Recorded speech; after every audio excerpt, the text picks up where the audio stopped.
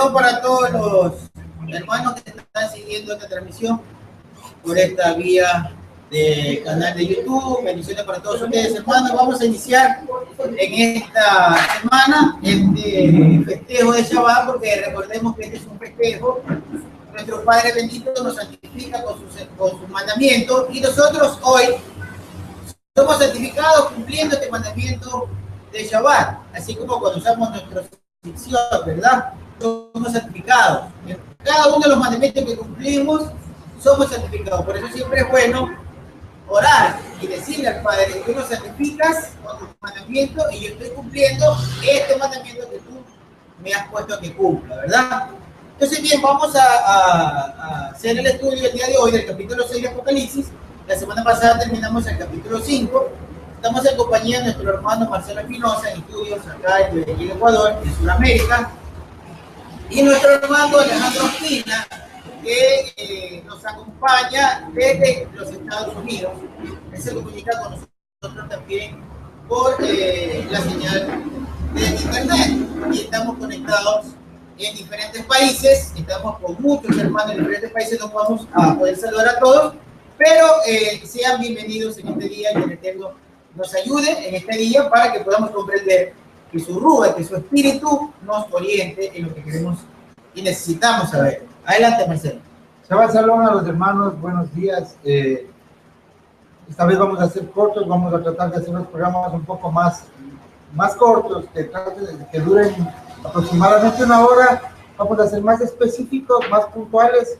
Ya vemos que muchos hermanos tienen muchas inquietudes, y vamos a tratar de ir dilucidando todas esas inquietudes de los últimos tiempos mientras estamos tocando el tema del libro de Apocalipsis. No olvidemos que Apocalipsis es el quinto evangelio, ya es los eventos futuros. Mateo, Marcos, Lucas, Juan son la primera venida, son paralelos a la primera venida.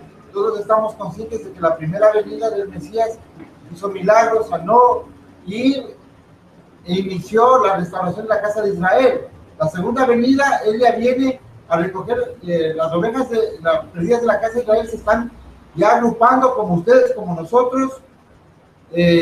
Vamos a unirnos con la casa de Judá, con los que crean en el Mesías, y al final de la gran tribulación, él hará de los dos pueblos uno solo.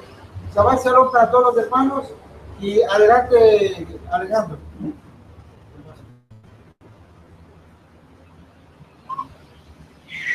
Bueno, Shabbat Shalom para todas las personas Adelante, Alejandro. del mundo. Bueno, sí, me parece fabuloso lo de los temas, de tratarlos haciendo una hora y siendo un poco más específicos, pues por respeto también de muchos hermanos, ¿no?, que están acompañándonos en el Shabbat, y sabemos que pues en este día quieren pues compartir también con sus familias. Yo pienso, Marcelo, que el tema es maravilloso, así que pues no perdamos más tiempo y adelante, comencemos con el tema. Bien, vamos a entonces abrir nuestro texto bíblico y entremos en la materia. Entremos en nuestro texto bíblico. Vayamos al capítulo número 6 de Apocalipsis. Apocalipsis, capítulo número 6, dice: y vi cuando el Cordero rompió el primero de los 7 sellos. Nosotros habíamos visto en el capítulo anterior que Juan lloraba, Yohanan, ¿verdad? Estaba triste y lloraba porque nadie era capaz, o nadie estaba en el nivel espiritual para que sea digno de abrir el rollo que tenía 7 sellos. Eso dice en el capítulo 5 de Apocalipsis. Acá dice ya en el primer verso del capítulo 6: y vi al Cordero, y vi cuando el Cordero rompió el primero de los 7 sellos, y oí a uno de los 4 seres vivientes decir, como en voz de trueno: vete. Uno de los seres vivientes de los que analizamos en el capítulo anterior, dice que le anuncia en voz la palabra vete. El capítulo 2 dice: y miré, y allí enfrente de mí había un caballo blanco. Su jinete tenía un arco y le fue dada una corona, y salió cabalgando como un conquistador para conquistar. La Reina Valera creo que dice como un vencedor para vencer. Para conquistar. Versículo 3. Cuando rompió el segundo sello, oí al segundo ser viviente decir vete.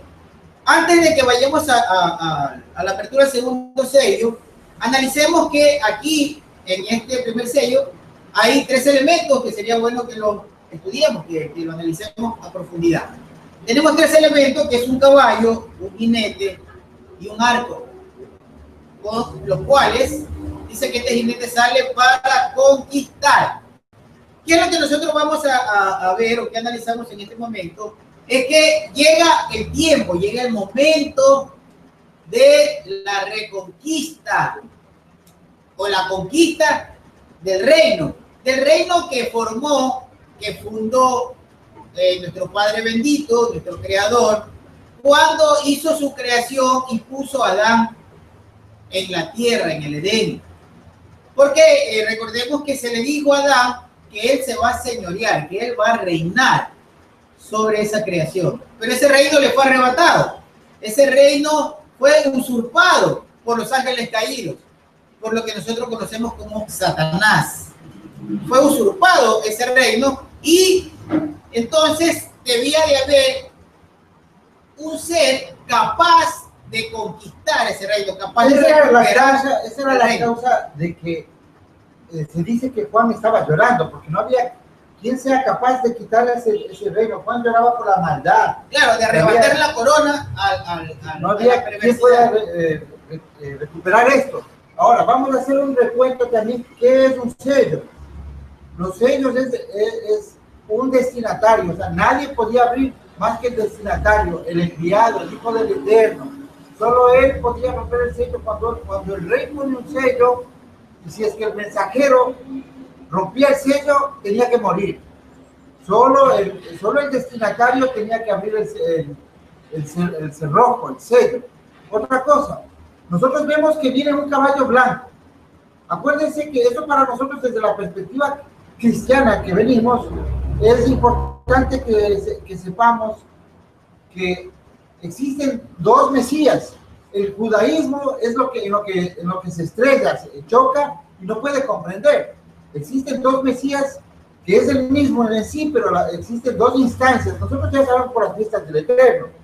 El primero es el caballo blanco que viene según la visión de Daniel, porque Daniel mira el Apocalipsis y por eso sabemos que el Eterno le da la visión a Juan. ¿Y por qué sabemos que la visión es perfecta? Porque tiene un testigo más para formar los 2 testigos.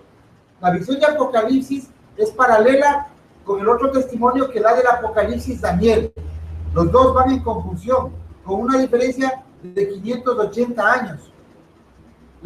El tercer testigo es Yeshua en Mateo 24, que dice que los eventos del Apocalipsis y nombrando también los eventos de Daniel. Estamos viendo aquí un caballo blanco. Vemos que en caballo blanco solo entran los reyes a Jerusalén.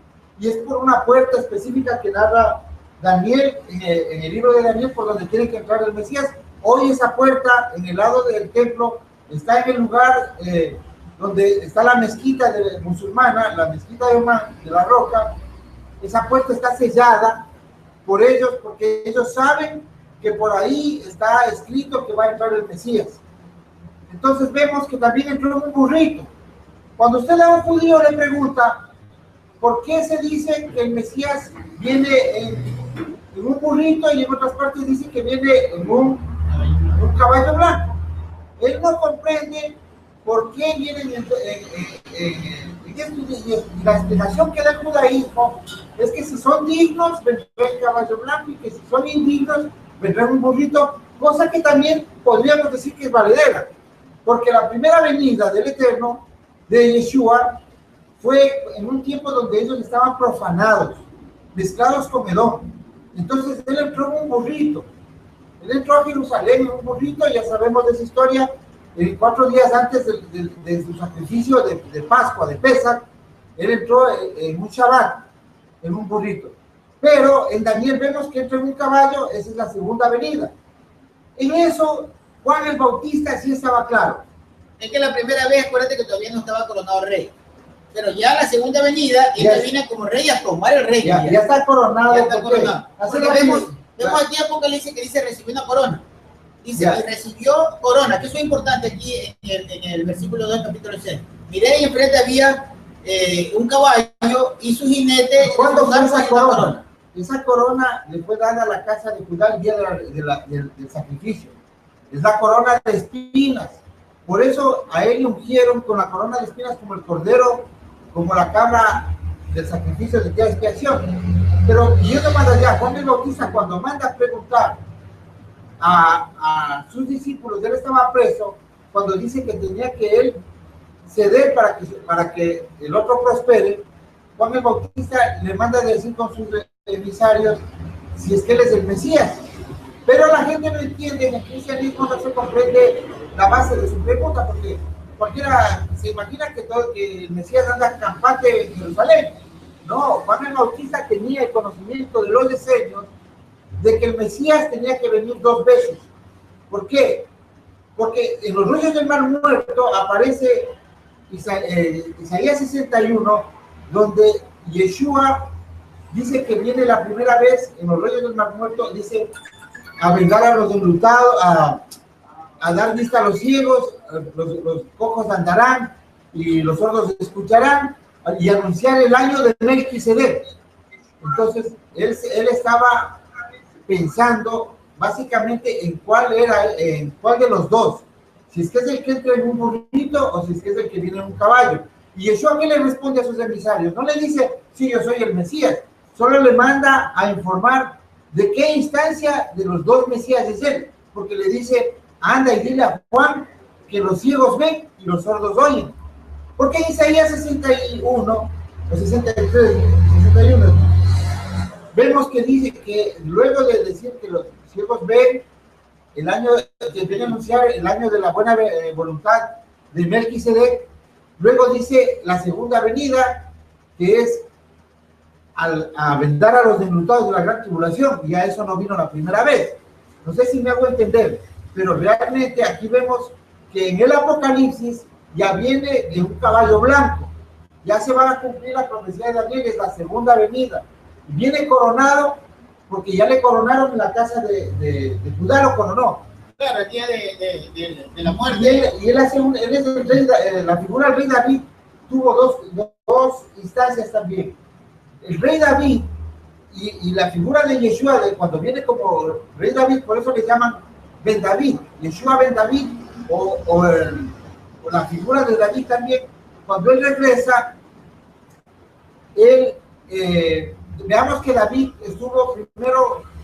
fue rey de la casa de Judá 7 años, luego fue rey de las otras tribus, o sea, cumple igualmente, como es bíblico, las 2 fases. Claro, porque él cuando reinó en la casa, reinó en Jerusalén, pero las 10 tribus no lo aceptaban todavía como rey. Claro. Luego hubo ya una confederación entre todos los príncipes del resto de las tribus y aceptaron a David como rey. Hoy es inverso.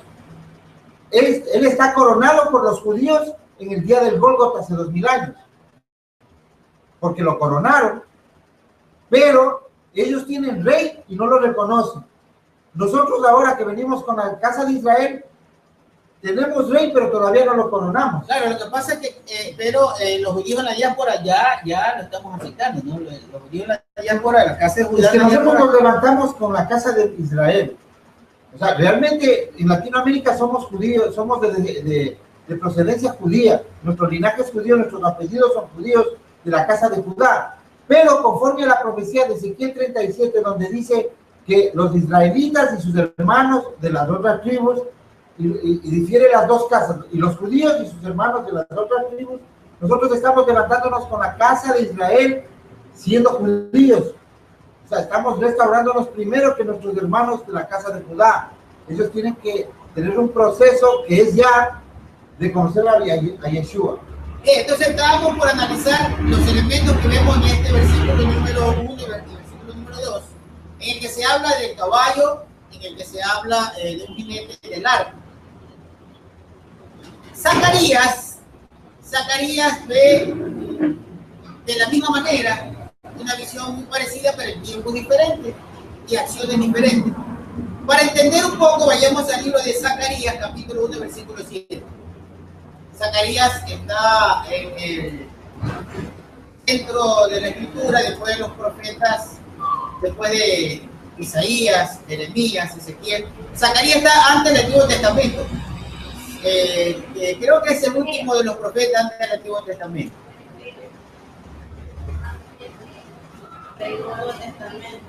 Antes del Nuevo Testamento, correcto. Antes del Nuevo Testamento está Zacarías. Zacarías capítulo 1, versículo 7. Antes de dar inicio, lo que llaman el Nuevo Testamento, ahí está entonces Zacarías. Bien. Zacarías 1.7 dice, Zacarías 1.7, el día 24 del 11º mes del segundo año de Dayerhues, que es Darío. Ustedes allá, yo estoy leyendo una versión aramea, ustedes tienen la Reina Valera, allá dice Darío. En el día 24 del mes 11, el segundo año del reinado de Darío, en el mes de Sheba, vino esta palabra de Yahweh al profeta Zacarías, hijo de Berequías, hijo de Ido. Verso 8. En la noche tuve una visión, vi a un hombre montado en un caballo bayo, parado entre los mirtos de la hondonada, y detrás de él había caballos bayos rojizos y blancos. Yo pregunté, ¿qué es eso? ¿Qué son esos, maestro mío? Y el mensajero que hablaba conmigo me contestó, te voy a dejar saber qué son esos. Verso 10. Entonces el hombre que estaba parado entre los mirtos habló y dijo, estos fueron enviados por Yahweh a recorrer la tierra. Miren, esos caballos con sus jinetes fueron a recorrer la tierra. Versículo 11. Dice, y de hecho ellos le informaron al mensajero de Yahweh que estaba parado entre los mirtos. Hemos recorrido la tierra y hemos hallado que la tierra vive en tranquilidad. Esto en el tiempo de Zacarías. Zacarías era uno de los profetas que estaba en cautiverio cuando Nabucodonosor se llevó cautivo a Judá, a Babilonia. Entonces dice que la tierra en ese momento estaba tranquila. Recordemos que está hablando de la tierra de Jerusalén. Esos caballos habían recorrido Jerusalén. Dice que la tierra estaba tranquila. ¿Por qué? Porque Nabucodonosor, cuando conquistó todas esas naciones, se hizo un gran imperio que fue el imperio babilónico, inclusive Jerusalén. La tierra tomó cierta calma, cierta paz. En ese tiempo dice que los caballos recorrían la tierra y que había calma, que había tranquilidad. Entonces yo me pregunto algo. ¿Qué fue lo que vieron estas dos personas cuando dice que vieron caballos, que vieron jinetes? Pero habla de que estaban recorriendo, es decir, que estaban trasladándose, que estaban yendo de un lugar a otro. Yo me hago esta pregunta, no sé qué opinión tengan ustedes, porque pues, cada uno podría tener incluso de imaginación estas cosas, porque yo no veo algo claro. Digamos, aquí, si nos trasladamos al idioma español, podemos decir que es una figura retórica, que se está simbolizando un evento con algo de la naturaleza, por ejemplo, con caballo. Yo no me puedo imaginar cómo, por ejemplo, un mensajero del Eterno se puede trasladar en un caballo. Sería un caballo que tenga alas, que vuele, para que recorra la tierra, ¿verdad? Para mí esto es simbólico. Para mí esto es que se está ejemplificando un evento con algo de la naturaleza que se conoce. Estamos hablando de dos personas que viven en un tiempo en el cual, por ejemplo, no había aviones, no había helicópteros, no había vehículos motorizados. ¿Cómo se trasladaban las personas? En un caballo y en camellos también, ¿no? Pero sabemos que el caballo es un transporte más rápido que un camello. El camello, por ejemplo, recorre distancias muy largas porque ellos tienen abastecimiento de agua, lo que no puede ser el caballo. Pero por la ligereza, por la rapidez, en lugares cortos utilizaban caballo. Un caballo, inclusive un caballo de pura sangre, puede correr a 88 kilómetros por hora. Súper rápido. Entonces yo pienso, a mí algo que yo estoy creyendo es que lo que se le está mostrando a todos los varones, tanto a Juan como a Zacarías, cuando habla de caballos, de un jinete que recorre por el espacio, que recorre todo el globo terráqueo, inclusive podría recorrer hasta el universo, él lo puede ver en una visión, es un transporte, es un medio de transporte, porque de qué otra manera podrían estar, digamos, recorriendo, ¿verdad? Yo no me imagino cómo puede un caballo recorrer, digamos, por el aire. De ahí podría ser que vino la mitología. Recordemos que la mitología habla de caballos con alas, ¿verdad? Y todo, una serie de eventos. Pero, en todo caso, lo que yo quiero analizar acá es que para recorrer la Tierra, a menos que vuele, se necesita un medio de transporte. Acá también estoy recordando cómo Satanás, cuando se presenta ante el Eterno en el libro de Job, dice, y los hijos de Elohim, o los hijos de Dios, dice la Reina Valera, vienen a la presencia de Elohim. Y entre ellos viene Satanás. Y Elohim le pregunta, ¿dónde has estado, Satanás? Y él dice, recorriendo la tierra. ¿Cómo recorre la tierra, hermano? O sea, debemos quitarnos un poco la imaginación religiosa. De alguna manera, o vuela, tiene la capacidad de volar, o tiene un medio para hacerlo. Eso también nosotros tenemos que utilizar ya la lógica. ¿No es cierto? Cada uno de pronto va a entrar en su lógica y analizar esto. Pero para recorrer la tierra, caminando es difícil, volando, si es que alguien puede volar. Es que alguien puede decir que son seres espirituales que todo lo ven, y nosotros sabemos que solo el Eterno tiene ciertos atributos, su presencia. Entonces, lo que Marcelo está tratando más o menos de encaminar estos libros de Apocalipsis es para que nosotros tengamos una idea menos religiosa, menos fantasiosa. ¿Por qué les voy a decir, hermano? Porque en eso radica que usted pueda identificar los eventos. Cuando se anuncia el Apocalipsis, el Eterno nos da la orden de que tenemos que entender un cierto grupo de personas, no todos, los que guardan la Torah con fe en Yeshua. No está hablándome de iglesias cristianas, no me está hablando solo de judíos, porque los judíos ni saben que hay el libro de Revelaciones y les interesa. No saben los tiempos establecidos porque ellos también confundieron los tiempos siguiendo una doctrina con grado de casi divinidad, un entendimiento científico, se los llevó a dogma y asumieron que Rashi II en el siglo III estableció un calendario que difiere 200 años del calendario real. Hoy tenemos material científico, tenemos ciencia para poder recursivamente identificar los tiempos desde la venida del Mesías hasta acá, que son 2000 años. Entonces nosotros estamos, al nombrar esto, es que vamos a ver tal vez a seres que tienen una manera de transportarse que nos van a confundir con otras doctrinas, y estamos viendo de que sí hubo desde la antigüedad seres que se movilizaban. Este libro de los jubileos, este libro de los ángeles caídos, el libro de los vigilantes, el libro de Enoch, el libro de Jasher, todos ellos dan cuenta de que había seres que se transportaban, que estaban enseñando cosas que el Eterno no les había autorizado, ciencia, y también cosas esotéricas como es la alquimia, porque la alquimia es la transformación de un elemento como el bronce, por ejemplo, en oro. Eso va contra la creación del Eterno. Pero existen inclusive artificios esotéricos para poder hacer esto mediante invocación de demonios. Eso está muy claro. Inclusive Nostradamus se cree que anunciaba de estas cosas por inspiración divina, porque vemos que muchas cosas de Nostradamus se han cumplido. Asimismo, vemos también al dios de los masones, que es Lucifer. ¿Lucifer quién es? Es Prometeo. ¿Quién es Prometeo? En la mitología, Prometeo sale del Cáucaso, de donde fueron más o menos los judíos názaros en el siglo VII. Ellos salieron con esto y ellos creían en Prometeo, que era un ser de luz que les había dado para una élite muy, muy compacta, muy secreta, hasta el día de hoy, un linaje especial, ciertos conocimientos.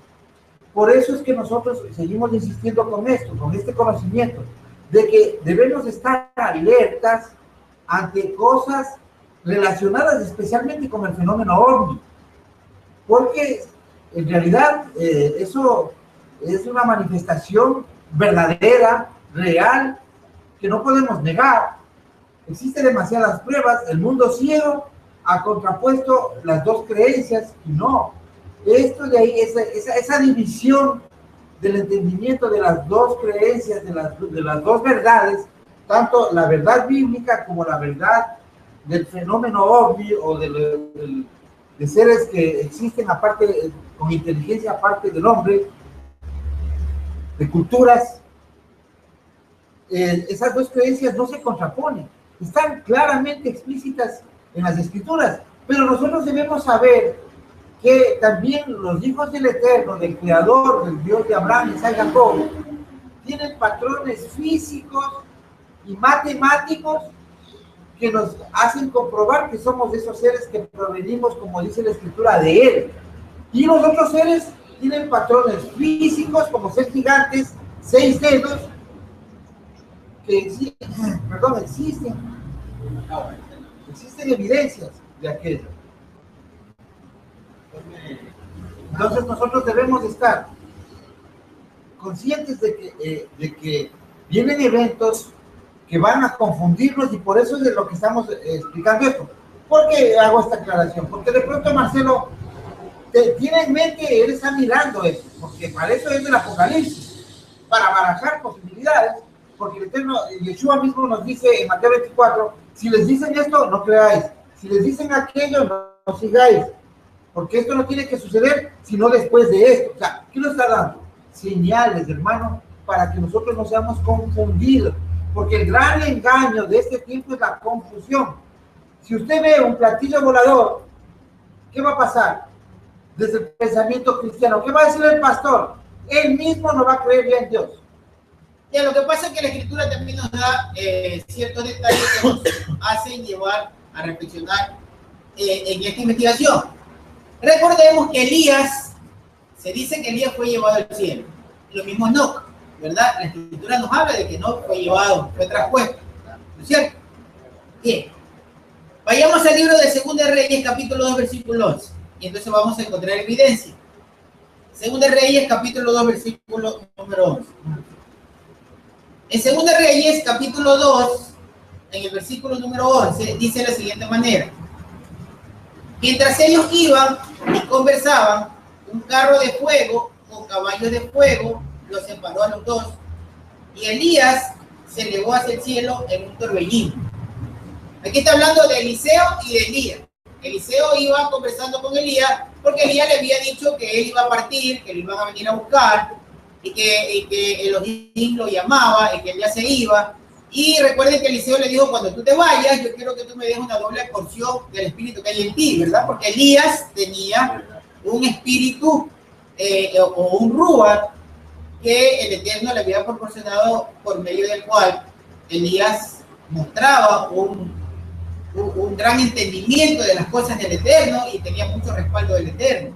Entonces le dijo él que cuando se vaya, que le dé esa doble porción de ese rúa, de ese espíritu que él tenía. Entonces, Segunda de Reyes, capítulo 2, versículo 11 dice, mientras ellos iban y conversaban, es decir, Elías y Eliseo, un carro de fuego con caballos de fuego los separó a los dos. Y Elías se elevó hacia el cielo en un torbellino. Un carro de fuego con caballos de fuego. Yo no he visto nunca. ¿Cómo puede figurar el escritor de esa época un caballo de fuego? ¿Cómo es un caballo de fuego? Hay que ir a la lógica y hay que analizar las cosas. No hay que leer y dejarlo pasar y decir, bueno, ahí dice caballo de fuego y ya. Un caballo, para mí, si estuviera viviendo yo en ese tiempo, en ese evento, yo estaría viendo un caballo, es un medio de transporte. Pero un caballo de fuego es porque ellos vieron fuego. O sea, la persona que vio fuego. Vio fuego, o sea, vio un transporte que emanaba fuego, porque si no, no lo hubiera graficado de esa manera. Él está graficando lo que pudo escribir según su razonamiento. Algo parecido a un caballo con fuego. Pero también habla de carro de fuego. Ahora, vayamos a ver qué significa carro. Eso yo pienso que nos va a ayudar muchísimo.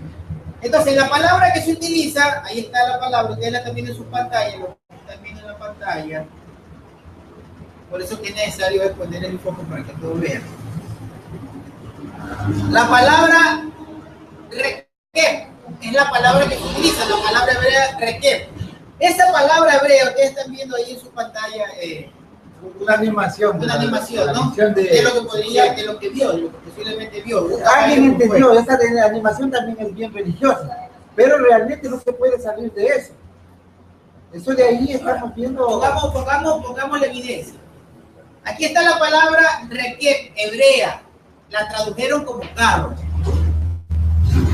Pero no solo la traducen como carro, por ejemplo, la Reina Valera, en el libro de Deuteronomio y en otros libros, la traduce como piedra de molino. Y ya van a ver un mandamiento que es específico sobre eso.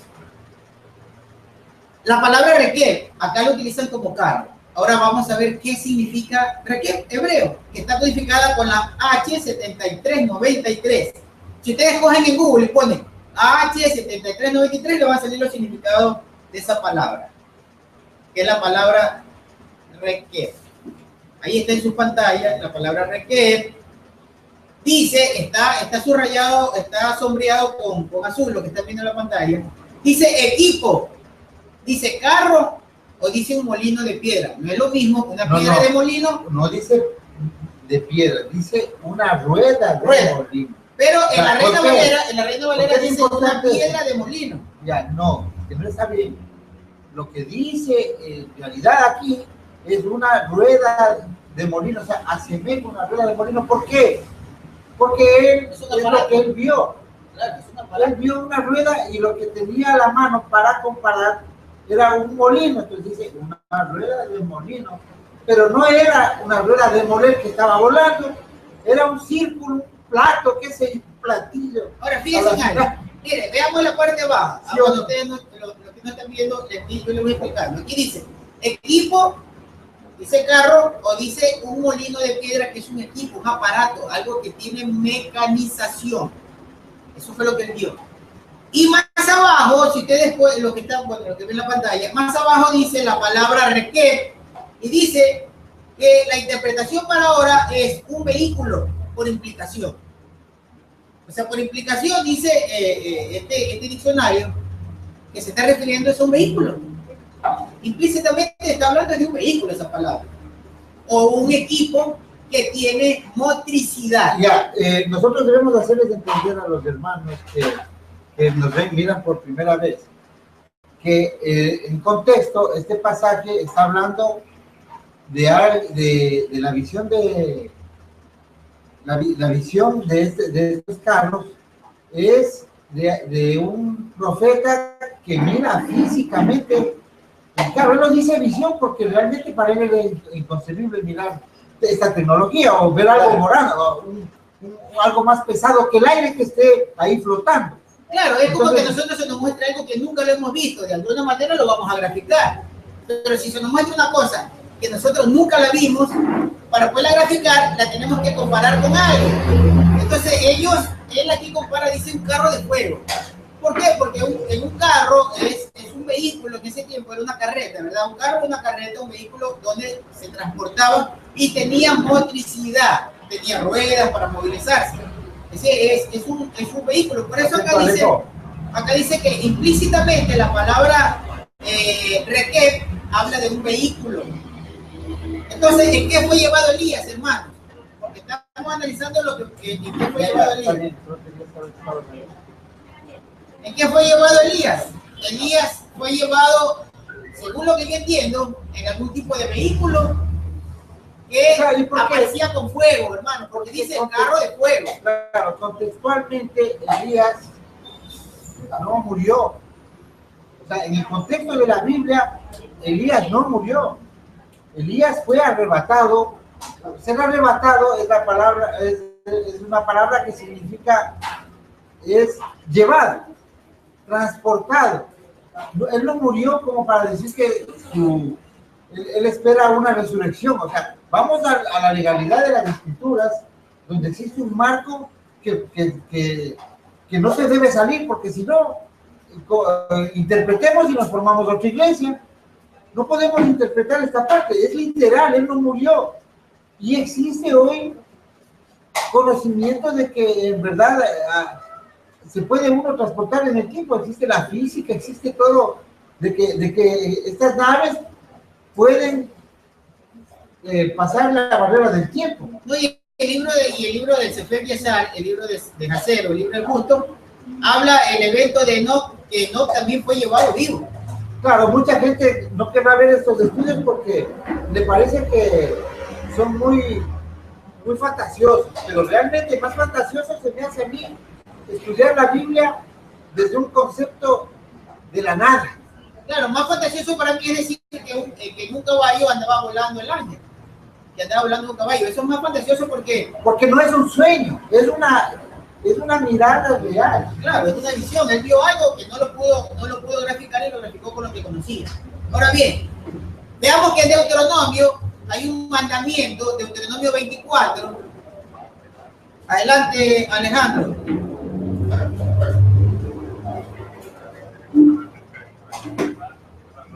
De dar una opinión, pero es imposible, o sea, como que no entra mi voz.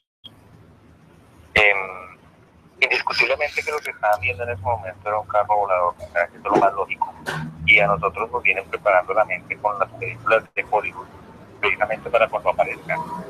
Precisamente lo que están haciendo los grupos iluminatis y masones, eso, por medio de Hollywood, preparando la mente de la gente, pero cuando aparezcan los platillos, que sean como normales, sean reales para nosotros. Adelante, Mario. Bien. Es que de eso se trata, de que pues realmente entremos en un análisis, pero con sentido lógico.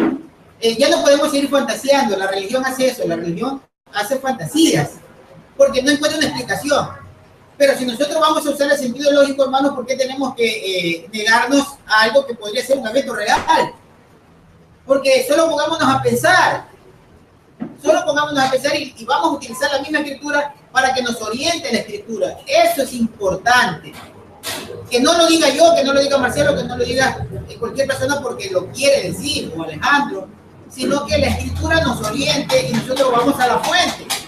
A mí acá me están poniendo la palabra carro y yo voy al hebreo y en el hebreo la palabra carro, la que traduce, es la palabra requer. Pero la palabra requer es un equipo, habla de carro porque es un equipo, algo que está mecanizado, es un equipo. Y ahora les puedo comprobar de la siguiente manera. Vayamos a Deuteronomio 24, versículo 6. Deuteronomio 24, 6 dice: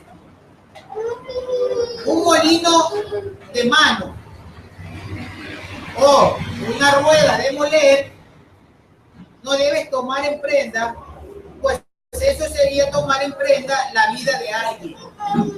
El molino de mano era para moler el trigo, para hacer el pan.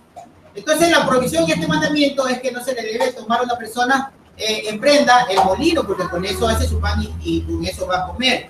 Pero también dice que no se le debe tomar en prenda la rueda del molino. Y usa la misma palabra, la palabra querer, cuando dice rueda de molino. Esto quiere decir que no nos está hablando solo de carro. Querer no es carro, querer es equipo. Querer es para nombrar algo que tiene funcionamiento mecanizado.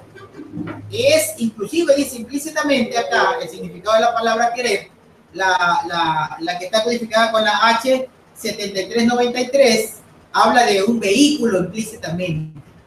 Entonces, o sea, básicamente es la forma circular. Sí, una forma circular. Se está describiendo es una forma, no necesariamente tiene que ser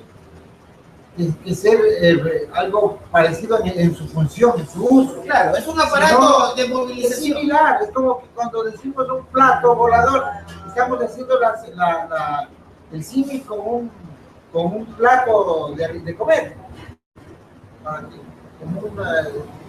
Claro, eso es un símil, se está figurando una cosa utilizando otra. En el idioma español eso es un símil, una figura retórica. Para los hermanos que recién se conectan, porque vemos que se están conectando, los enlaces, Lo que está Marcelo explicando en este momento es cómo fueron arrebatados Elías, por qué existen los caballos voladores, para que salgamos un poquito de la religiosidad. De la fantasía de la religión, porque la religión es fantasiosa. Hacernos fantasías y estar más claros. ¿Y por qué es esto? Porque hoy, en la actualidad, todo el mundo está esperando que asomen los extraterrestres. Ahora, si un creyente le pregunta al pastor, oiga pastor, ¿y qué son esos caballos que ve Juan en la visión? ¿Qué son los caballos que vio Zacarías en la visión? ¿Qué son esos caballos? ¿A qué se refiere? ¿Qué le va a decir el pastor? Es que Dios le mostró que va a venir un caballo, de alguna manera vendrá. Pero si usted va al hebreo, usted se va a dar cuenta que cuando dice carro no está hablando de una carreta, está hablando de un equipo. La palabra que es algo que tiene movilidad, un equipo. Y dice implícitamente, si va a hablar de eso, es un vehículo. Eso es lo que dice la referencia. Y eso es lo que significa. Ahora, vayamos a 2 de Reyes, capítulo 6, versículo 15. Estábamos cerca porque estábamos leyendo Deuteronomio, antes leímos Reyes. Vayamos a 2 de Reyes, capítulo 6, versículo 15. Un evento que sucedió. El profeta Eliseo está en peligro de ser atrapado por un gran ejército de los asirios. Y él está con un siervo, con un asistente. Y el asistente se asustó. Y cuando se asusta, porque ve el gran ejército, le dice, Señor, ¿qué hacemos? Le dice a su amo o a su maestro, que era Eliseo, el profeta Eliseo. 2 de Reyes, capítulo 6, versículo 15. Veamos lo que sucedió. Dice 2 de Reyes 6, 15. Cuando el asistente del hombre, el hombre del varón de Dios, creo que dice la Reina Valera, cuando el asistente del hombre de Elohim madrugó y salió, vio un ejército que tenía cercada la ciudad, con gente de a caballo y carros. Entonces su criado le dijo, ay, mi amo, ¿qué vamos a hacer? Él le respondió, no tengas miedo, que son más los que están con nosotros que los que están con ellos. Pero resulta que el sirviente de Eliseo no veía a nadie. Él solo veía al ejército de los asirios. Pero Eliseo le dice, no te preocupes, hijo, no te preocupes, porque los que están con nosotros son más que ellos. Entonces, versículo 17. Dice, entonces Eliseo oró. Así oró Eliseo. Te ruego, oh Yahweh, que abra sus ojos para que vea. Eliseo oró al padre y le dice, dale una visión. Yahweh abrió los ojos del criado y este miró y vio que los montes alrededor de Eliseo estaban cubiertos de gente de a caballo y de carros de fuego, hermano. Como verán, aquí hay una gran diferencia. Cuando narra el ejército asirio, dice que son caballos, ¿verdad?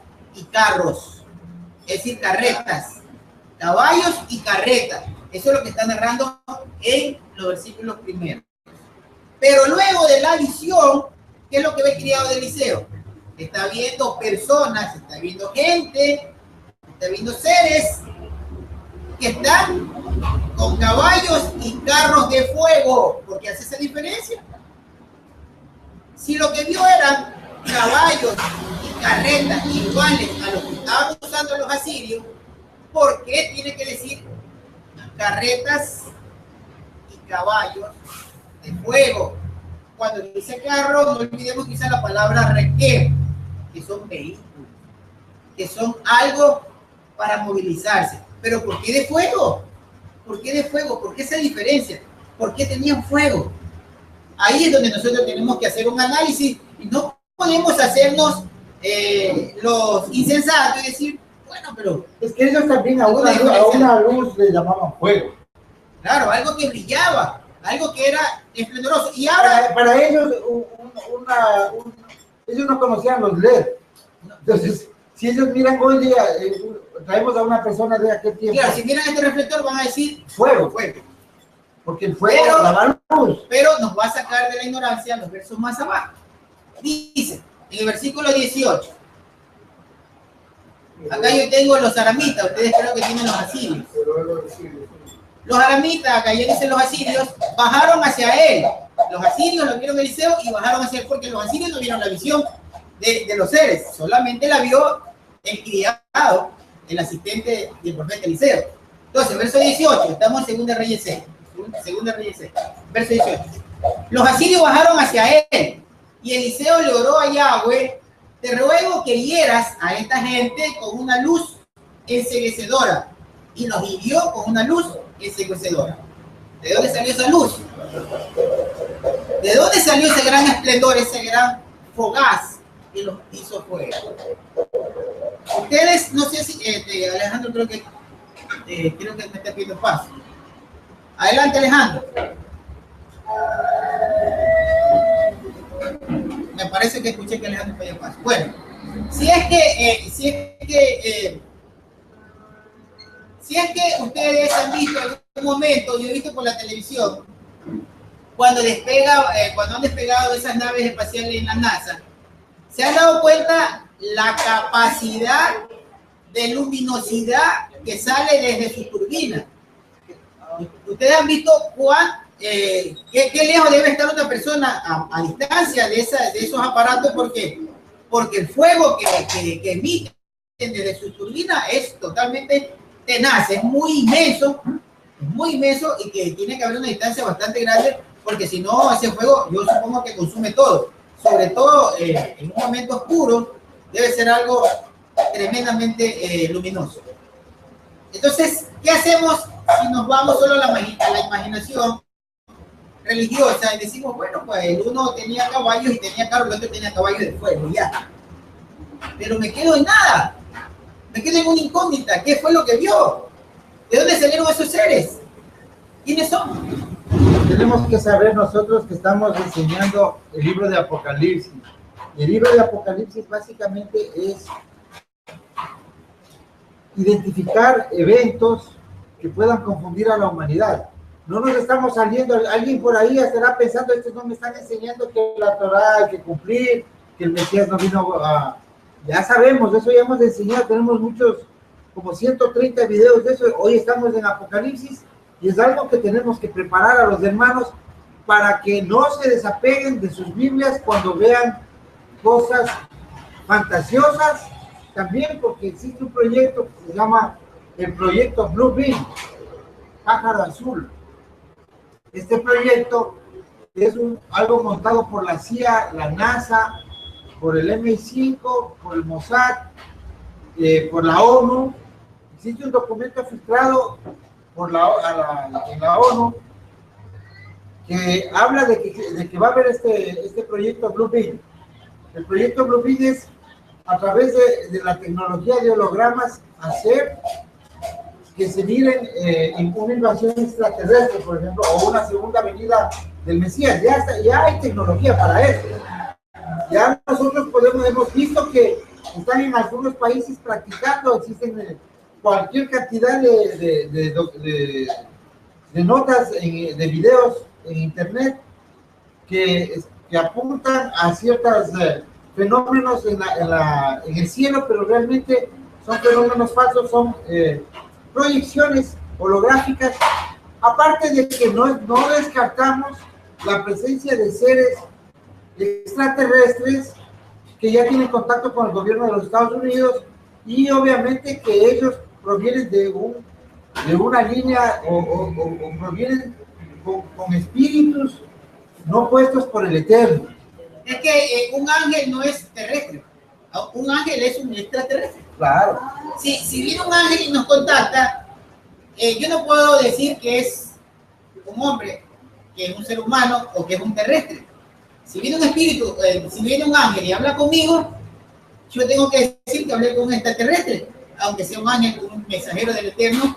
Yo no puedo decir como hablé con un terrestre, porque no era un terrestre, porque no es una persona, no es un ser nacido de Adán, y no vive en esta dimensión que nosotros vivimos, no vive en la tierra, no está en la tierra, porque los ángeles no están en la tierra. Adelante, Alejandro.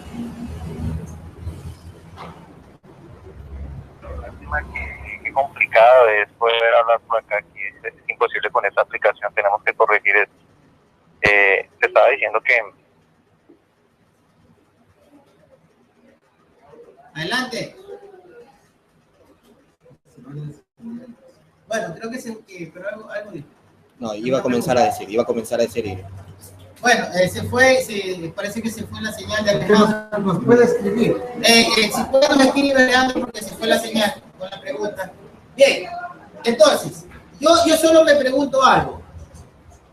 ¿Por qué el mundo, por qué los científicos, por qué mucha gente que conoce mucho de la escritura o que ha recibido información, por qué han empeñado tanto dinero, esfuerzo y muchos años de investigación científica para traer al mundo información o para estarle dando al mundo información respecto de que posiblemente hay seres fuera del globo terráqueo?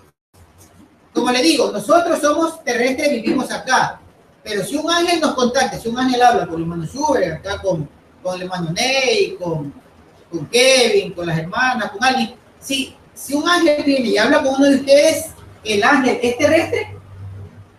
El ángel no es terrestre porque no vive con nosotros, no vive en esta dimensión.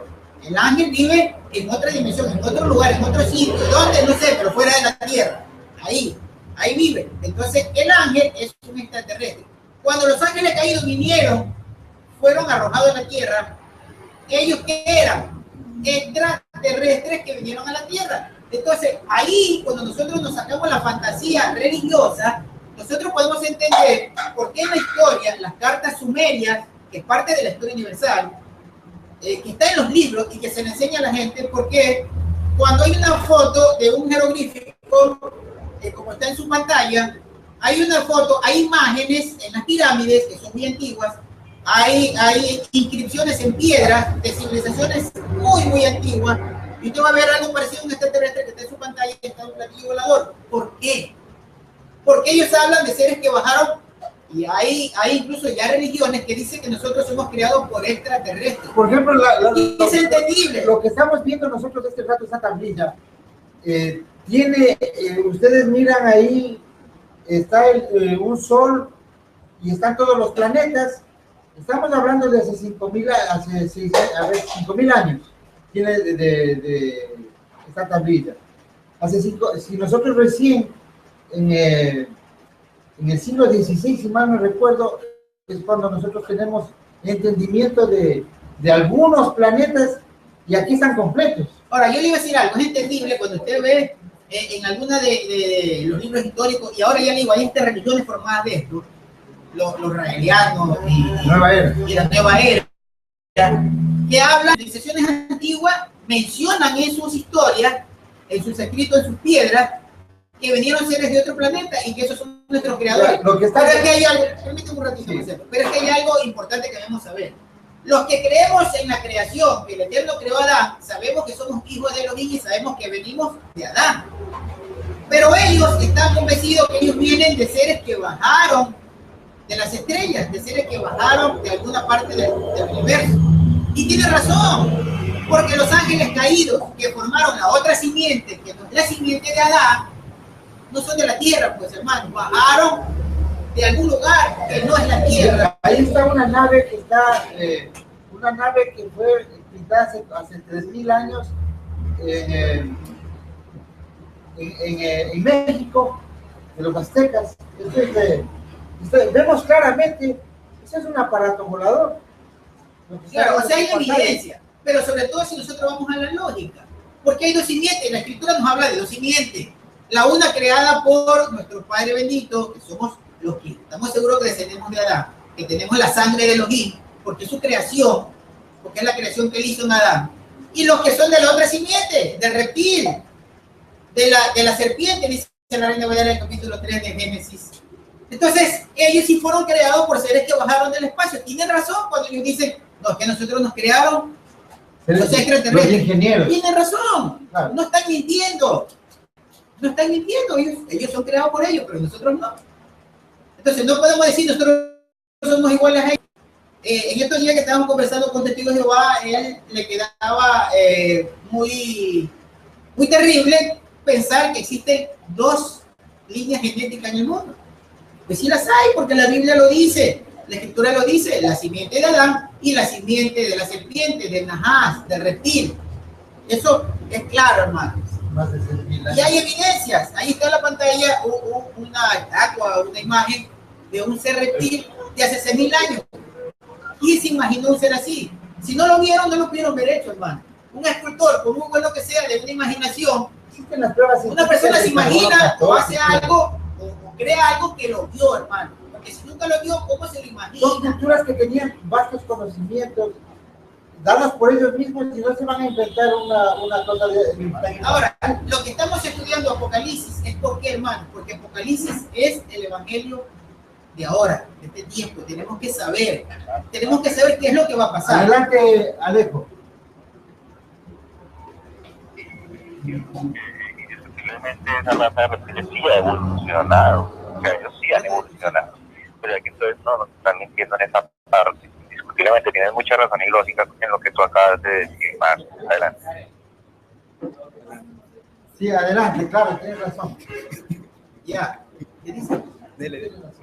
Bien, es que tenemos que, hermano, si nosotros seguimos con la imaginación religiosa, lo que la Iglesia Católica nos puso en la cabeza, en nuestra mente, cuando nos conquistó y nos lavó el cerebro, de generación en generación, si nos quedamos con toda la fantasía de los jesuitas, que se mostraron como los hombres de ciencia, que educaron al mundo, pero educaron al mundo ¿para qué? Para que creamos lo que ellos quieren que creamos. Para unificar a la religión. Sí, dieron técnicas, sí, hay excelentes profesionales, aquí está el hermano Schubert, educado por los jesuitas, excelentes profesionales, pero eso nos sirve para un tiempo, hermano, pero para la vida eterna, ¿qué? Ese conocimiento no nos sirve. El hermano es un gran profesional y está consciente de eso. Nosotros podemos comprobar en las tablillas sumerias que ustedes están viendo en sus pantallas, vemos claramente el ADN. Lo básico, tiene razón el hermano, no le enseñaron, siendo jesuitas, siendo supuestamente conocer a Dios, no le dijeron al hermano, en los 12 años que estudió con ellos, que había que guardar el Shabbat, que no había que adorar imágenes. Eso no le enseñaron, que era lo esencial para alcanzar la vida eterna. Entonces, ¿qué es lo que tenemos que entender? Que tenemos que sacarnos lo religioso, olvídense de la religión. Vamos a la práctica, el Eterno es lógico. El Eterno le dio a estos profetas una visión. El profeta, ¿cómo escribe la visión? Con lo que puede entender, hermano. A mí me muestra el profeta que vio un caballo con fuego, que emanaba fuego, un caballo de fuego. Porque fíjense que habla de dos tipos de caballos. Aquí lo estamos comprobando, en 2 de Reyes, capítulo 6. Habla de dos tipos de caballos. Un caballo que usaban los asirios como una carreta. Ellos le llaman, le traducen carro, la palabra requiere. Pero también dice que había carros y caballos de fuego. ¿Por qué pone la palabra fuego? O sea, ¿por qué lo grafica de forma diferente? Porque era otro aparato, hermano, porque era otra cosa lo que vio. Y eso le dio tranquilidad al siervo de Eliseo. Le dio tranquilidad de que vio seres que eran más fuertes que los otros, que tenían otros equipos. Le dio tranquilidad porque ellos podían vencer a los pobres hombres que estaban solamente con caballos y con lanzas. Eso es lo más lógico que yo puedo pensar, porque tenemos que irnos a un pensamiento racional, hermano, no fantasioso, sino lógico. Tenemos que ser lógicos. No, si nosotros vemos, vamos a poner en sus pantallas las figuras de Nazca. El Internet, el Google nos ayuda muchísimo. Y no podemos decir que eso no es real, porque eso existe y ahí está. Por ejemplo, esta figura de kilómetros que solo se puede divisar desde el cielo, desde una nave voladora. Nadie lo puede ver hecho. No, y son franjas de tierra, o sea, son franjas de material pétreo de otro color. Claro, que solo con láser se lo puede hacer. Con otra tecnología. Con tecnología. Porque ahí no van a meter miles de personas a acabar. ¿Y quién hizo el plano? ¿Quién inventó el plano? ¿Quién lo diseñó? Para que vea quién. Vemos arañas. Bueno, pero en la escritura, lo bueno que nosotros siempre hacemos, hermanos, es apoyarnos en la escritura. Porque aunque ahí hay ciencia y hay evidencia, no lo tomamos como referencia, solamente como ilustración. Nuestra referencia, ¿qué es? La escritura. No salimos de la escritura. Entonces, ya estamos analizando que Juan vio que salió un caballo blanco y que su jinete llevaba un arco. ¿Y era para qué? Para vencer, para conquistar. ¿Qué iba a conquistar? El reino del Eterno que lo tiene usurpado Satanás. Él sale a eso en este tiempo porque es el tiempo ya de ese sello. ¿Por qué? Porque ya se cumple el tiempo en el cual se le va a quitar el dominio a Satanás y entra el reino de justicia, que es el reino de Yahweh en Yeshua. Ahora, ese jinete dice que toma el arco y con el arco él va a conquistar. Entonces vamos a apoyarnos en la escritura para ver de qué se trata. Porque hemos analizado ya el elemento 1, que es el caballo, que estamos seguros que es un vehículo, ¿no? ¿Cómo se va a transportar? Es un vehículo que lo va a llevar a ese jinete, a ese mensajero del Eterno. Vamos al Salmo 68, verso 17. Salmo 68, verso 17 dice: los carros de Elohim se encuentran por ventenas de millares. Los carros de Elohim se encuentran por ventenas de millares. Millares de millares. Y Yahweh marcha en medio de ellos como en el Sinaí, en santidad. Cuando se le dio a Moisés la ley en el Sinaí, ustedes deben acordarse porque en las películas lo han visto, el evento, que el Eterno dice que la gloria de Yahweh bajó en el monte y que todos los israelitas no se querían acercar, y de hecho se le advirtió a Moisés y le dijeron: no te acerques a las faldas del monte, que nadie se acerque. ¿Por qué? Porque se puede morir. Hermanos, seamos sensatos y lógicos. ¿Por qué y cómo se puede morir una persona que vaya a un lugar? Si me habla, acá me habla de que son carros de fuego, y yo me acuerdo que cuando he visto la televisión, cuando la NASA lanza un cohete y veo que sale la propulsión, ¿verdad? Propulsión, hermano, la propulsión, un chorro de fuego, porque el carburante o la energía que utilizan debe ser plutonio, debe ser alguna energía hidrógeno de alto poder fundente, explosivo. Una persona no se puede acercar. Yo no recuerdo ahora, no sé si el hermano sabe, que sabe bastante de física, cuánta distancia tiene que tener una persona de un lanzamiento para no ser afectado en su salud o morirse. Entonces, la gloria del Eterno bajó al monte Sinaí cuando le dieron a Moisés las tablas de Sinaí. Y las personas no querían acercarse, tuvieron la advertencia, pero ellos dijeron: nosotros no nos vamos a acercar, acércate tú porque podemos morir. ¿Qué vieron? Para que digan: nos podemos morir. Vieron una luz, Poder. un calor o un poder muy grande, que da susto, que da miedo, porque si no, usted lee el libro de Éxodo, Y obviamente eso en el capítulo 32, y usted va a ver que eso era tremendo. Tiene que haber generado algún sistema, algún fenómeno natural, debe haber tenido un efecto sobre la misma naturaleza, porque salieron rayos, acuérdate, Claro. que fue algo terrible, súper impresionante para los... Ahora, ¿por qué les traigo esto? Porque el Salmo dice: los carros de Elohim se encuentran por ventenas de millares, millares de millares, y Yahweh marcha en medio de ellos como en el Sinaí.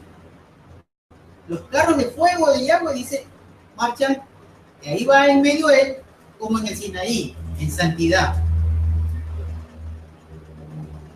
Cuando a Moisés se le da la ley, que está narrado en Éxodo 19 y 20, y en el 32 de Éxodo también, dice Moisés, cuando hace su cántico, el cántico de Moisés en Deuteronomio 33, dice que los ángeles trajeron, y acá dice que millares de carros son de Elohim, sí, millares de ángeles.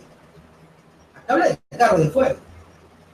Y Moisés dice que cuando se le entregó la ley al pueblo de Israel, fue entregado por medio, una ley de fuego, dice, por medio de los ángeles. Vayamos a Deuteronomio 32, versículo 2. Deuteronomio 33, versículo número 2. Estamos analizando estos elementos que ve Juan. Si no avanzamos, no importa, la próxima semana avanzamos. Pero es importante, hermano, que nosotros estudiemos, pero en un sentido lógico. No Porque pensamos de todo corazón, pensamos, podemos equivocarnos, podemos fallar en nuestras especulaciones, pero el Eterno dice en Proverbios 25:2 dice, gloria del Eterno es encubrir un asunto y honra de los reyes es investigar. No estamos conjeturando ni montando falsas doctrinas.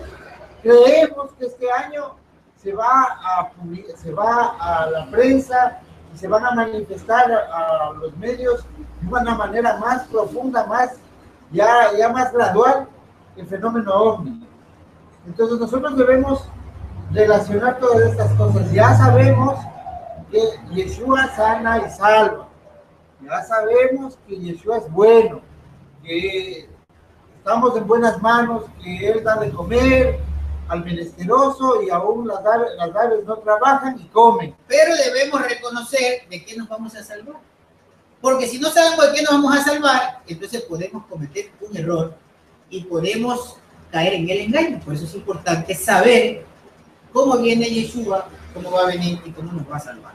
Entonces Deuteronomio 33, versículo 2 dice, dijo Yahweh, vino desde el Sinaí, brilló sobre ellos desde Seir, se apareció en el monte Parán y se acercó desde Ribebot Kodesh, centellando sobre ellos relámpago a su diestra, centellando sobre ellos relámpago a su diestra. Amante ciertamente de su pueblo, sus consagrados están en tu mano. Ellos siguieron en tu paso, aceptando tus pronunciamientos. Cuando Moshe nos ordenó la Torá como la herencia de la comunidad de Jacob. Entonces, cuando recibió, dice que había rayos destellantes, que había fuego. Eso era lo que hubo el día que Moshe recibió la Torá. Eso es importante que lo sepamos. Y está relacionado a los salmos. Ahora bien, vayamos a... O sea, vale aquí una aclaración muy bonita.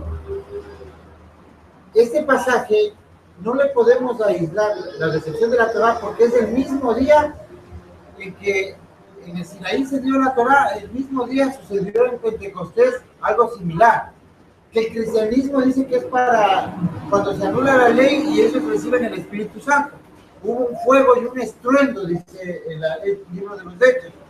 La misma columna de fuego, los mismos rayos, la misma presencia divina del Eterno descendió hace 2000 años en el templo cuando fueron llenos del Espíritu Santo del Ruach y descendió llamas de fuego sobre cada uno, 120 discípulos del Mesías, y luego de pasados 10 años ya fueron 3,000 judíos los convertidos. Claro, pero ese día no solamente los 3,000. No solamente los 120 vieron, 3,000. Pues se convirtieron. 3,000 se convirtieron. Pero había 250,000 personas. A ver, pongámonos en la fiesta. Pongámonos exacto en esto. ¿Será que los 3,000 judíos se convirtieron solo porque Pedro se levantó a predicar? Yo creo que no. Se levantaron porque vieron el evento, porque vieron el fuego, les llamó la atención, porque si no, no le va a prestar atención a un hombre que todo estaba perseguido, que lo estaban persiguiendo. Hermano, seamos sensatos en eso. Estaban escondidos, llegaron al templo y Yeshua, ahí entendamos este evento. 10 días antes ya, habían pasado 40 días desde la resurrección. Y en el último día, en Hechos 1:6, vemos que Yeshua les da estas indicaciones y les dice, esperen aquí al Pentecostés. No es que le dijo, desde la perspectiva cristiana parecería que les ha dicho, quédense aquí indeterminado cantidad de tiempo. No, ellos sabían que como eran de Galilea, a 100 kilómetros al norte, les dice, espérense, porque ¿para qué se van a ir si ya viene el Pentecostés y tienen que regresar? Claro. Entonces esperan los 10 días y todos escondidos, estaban en un aposento, en un hotel, escondidos, los hombres en la parte de arriba y las mujeres no pueden entrar en el aposento en la parte de arriba, sino tienen que usar la parte de abajo. Por eso es falso lo que dice la Biblia Reina Valera, de que todos estaban en un hotel, en un aposento alto. No, ellos maliciosamente, los curas, cambiaron esa parte por la mala traducción, se hicieron los que se equivocaron, porque dice Beit HaMikdash, es la casa de Elohim, que era el templo. Ahí fue el evento donde 250,000 personas vieron esa columna de fuego, 3,000 se convirtieron y en el lapso de 10 años, 500,000 judíos se convirtieron hasta que entró el primer gentil, que era Cornelio. O sea, eso hay que estar claros. ¿Por qué? Porque la teología de que los judíos mataron a Jesús, eso es una teología antisemita, malvada, católica, que nosotros tenemos que aclararlo. Es que hay algo que debemos estar claros, que seguramente nos ha pasado a todos. Ver para creer. ¿Es cierto? Ver para creer. Entonces, el Eterno siempre se ha manifestado. Claro, esos 3.000 no se convirtieron porque Pedro se levantó y dijo, a ver, yo soy el enviado para que ustedes se conviertan. No iban a prestar atención. Ellos vieron algo grandioso que llamó la atención y algo grandioso que se posó sobre estos 120, que eran los que venían, los discípulos que venían entendiendo y siguiendo que Yeshua era el rey ungido para recuperar el reino, arrebatarlo de Satanás. Si en ese evento no sucede lo que tenía que suceder, vamos al primer evento en el mismo día, 1250 años atrás, que acabas de leer tú en Deuteronomio 33:2. Sube Moisés, les dice, vengan acá al pueblo. El pueblo sí le creía porque vio que Moisés llevaba un báculo que se hizo serpiente, vio que se abrió el mar, le creía, pero el pueblo siempre se olvida rapidito. Por eso el día del Shabbat es el más importante para no olvidarnos, hermano. No guarde el Shabbat 6 meses y usted capaz que se regresa a oírle un cura por ahí. Verá, ese día 3.000 personas murieron el día del Sinaí con el estruendo. Y el día del Sinaí, de la entrega de la Torá, el mismo día, pero 1250 años más tarde, 3.000 vivieron, 3.000 se convirtieron.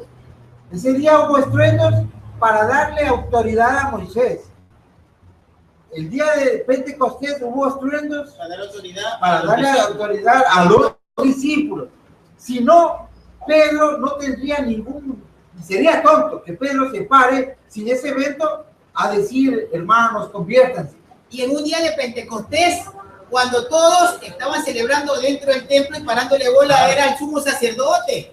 Se puede imaginar, si no sabemos lo que sucedía en ese tiempo, si no conocemos el funcionamiento del templo y la fiesta, nosotros estamos en otra fiesta. Ellos estaban celebrando Pentecostés. ¿Dónde era el evento? Es como cuando se van a la feria. ¿Dónde es el evento? ¿Fuera de la feria o adentro? Es adentro. La gente no va a estar afuera prestándole un loco en vez de ver un artista adentro, ¿verdad? Así era en el templo. Estaba el sumo sacerdote oficial. Además, no podía entrar ningún gentil. No podían entrar los gentiles. Entonces, estaba el sumo desde sacerdote. Los varones que recibieron ese día, todos circuncidados. Claro, todos. El evento era que el sumo sacerdote estaba dando su oración, estaba haciendo el homenaje, estaba haciendo el ritual. Eso era lo llamativo para el pueblo para ir a celebrar. Le van a parar a un Pedro ahí afuera que dice que estaba borracho. No, vieron un evento grandioso y ese evento grandioso solo lo pudo explicar Pedro. Porque Pedro se para y dijo, a ver, lo que está sucediendo ahora es lo que profetizó Joel. Y como ellos sí sabían lo que dijo Joel, un pastor no sabe, pero ellos sí sabían, porque todos los sábados se lee la Torá, y sí sabía que Joel había profetizado que iba a venir un tiempo en que se iba a hacer una manifestación de esa con fuego. Entonces dijo, este es el evento de Joel, y todos prestaron atención. A ver, ¿qué es lo que dijo Joel? Y él comienza a dar su predicación. Este es el evento. Como vieron el evento y escucharon la explicación, creyeron. Entonces le dijeron a Pedro, ¿y qué debemos hacer, hermano? Tienen que convertirse en Yeshua y bautizarse en su nombre. Ahí se van a salvar. Seguir a Yeshua. Bueno, eso no era lo que estamos estudiando, pero vale la explicación. ¿Por qué? Por el evento del fuego. Ahora, ya vimos el elemento del posible aparato o la posible forma de que cómo se transportaban los mensajeros del Eterno, los ángeles, que ve en la visión Juan y que vio Zacarías. Muchos van a decir, ¿y yo qué tengo que ver con eso? Ahora, dice que ese jinete que estaba en ese caballo tiene una espada. A eso también quiero ir. Un arco, ¿verdad? Un arco. Bien, vayamos a Segunda de Reyes 13:14. Segunda de Reyes 13:14, ya vamos a terminar. No vamos a avanzar mucho, vamos a terminar ahora para luego retomar la próxima semana el resto, porque todo es interesante en este capítulo. Y todos los capítulos que vienen, hermanos, cada vez que vamos entrando a Apocalipsis va a ser más profundo. Segunda de Reyes, capítulo 13, verso 14.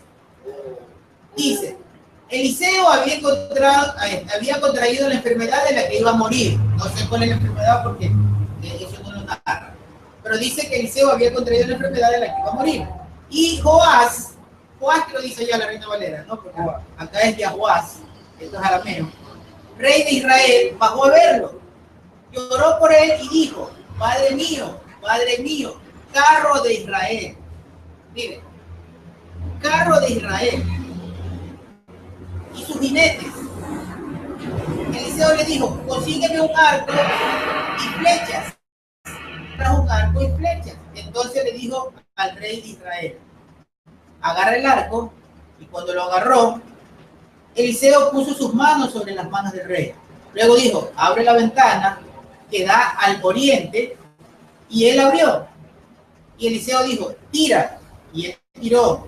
Entonces Eliseo dijo, una flecha de victoria para Yahweh, una flecha de victoria contra Aram, porque derrotarás completamente a Aram en Afec.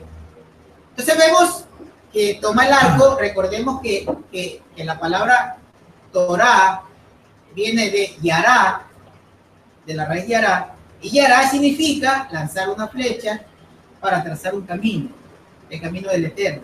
Ya, mira, Marta, la primera vez que yo veo este verso, en verdad que de haber leído, pero yo ahora sí me quedé impresionado. Esa flecha es contra la adoración solar. Correcto.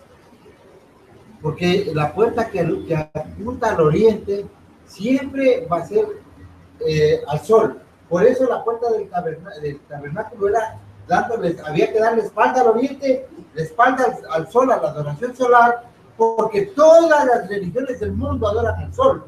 Fíjate que sigas. Y fíjate que dice, lanza la flecha contra Aram. ¿De dónde salió la adoración solar? De Aram. De Aram, claro. Porque Nimrod fundó la adoración solar en Aram, después del diluvio.